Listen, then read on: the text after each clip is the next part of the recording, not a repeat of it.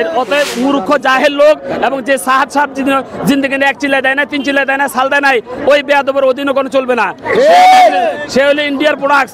এই বর্তমান যারা তাবলিগের দ্বিতীয় গ্রুপ সাহাবপন্থী, এরা হলো বিগত ফ্যাসিস্ট বা সরকারের দোসর, তাদের ছত্রছায়ায় তারা এই নির্মম ঘটনা ঘটাইছে।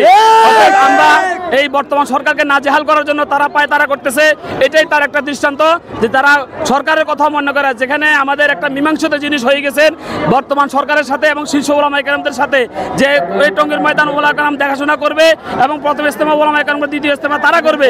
তারা এই মীমাংসিত জিনিসের মধ্যে হট্টগোল করছে। আমরা এটা সঠিক বিচার চাই। এক পক্ষ মার দিয়েছে, আরেকটা পক্ষ শুধু মার খেয়েছে। এটুকু সত্য কিনা? এটুকু সত্য যদি দেশের মানুষ মনে করে তাহলে বিচারটা সঠিক হবে। আর যদি মনে করে যে এক পক্ষ আরেক পক্ষকে মারছে, ওই পক্ষ আবার ওই পক্ষকে মারছে, তাহলে এই তথ্যটা হয়েছে টোটালি ভুল তথ্য।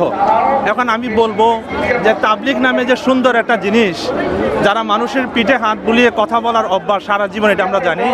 এখন তারা যে হাতের পরিবর্তে তারা যে চাপাটি ব্যবহার করতে জানে, লাঠি ব্যবহার করতে জানে, এবং বর্তমানে বাংলাদেশে যে সাদ গ্রুপের যে আমির আছে ওয়াসিফ নাম, সে বলে দিয়েছে লাঠির মাথায় পেরাক ঢুকিয়ে নিও। কথাটা কিন্তু বুঝছেন, লাঠির মাথায় পেরাক ঢুকিয়ে নিতে বসে তারা সশস্ত্র হয়ে টঙ্গীর মাঠে প্রবেশ করেছে গোপন পথে। কামারপাড়ার কোনা, ব্রিজের কোনা দিয়ে তারা ঢুকছে। যেই সময় আমাদের সাথীরা পাহারারত ছিল আর ঘুমন্ত অবস্থায় ছিল গভীর রজনীতে, সেই সময় তারা ছুরি দিয়ে আঘাত করেছে, বুকে ছুরি মেরেছে, গলায় ছুরি মেরে হত্যা করেছে। এখন এটাই যদি তাবলিগের আচরণ হয়, তাহলে তাবলিগ কোনটাকে বলা হয়? ওনারা কি তাবলিগ করে, নাকি তাবলিগের নামে মানুষকে হত্যা করে, নাকি সন্ত্রাসী কার্যক্রম পরিচালনা করে? আমরা জানি বিগত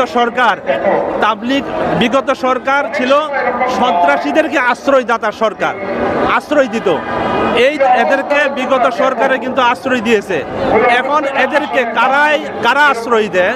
যে এত বড় সরকারের আদেশকে অবজ্ঞা করে সরকারে বলেছে যে আপনারা দুইটা গ্রুপে দুইটা ইজতেমা শেষ করবেন।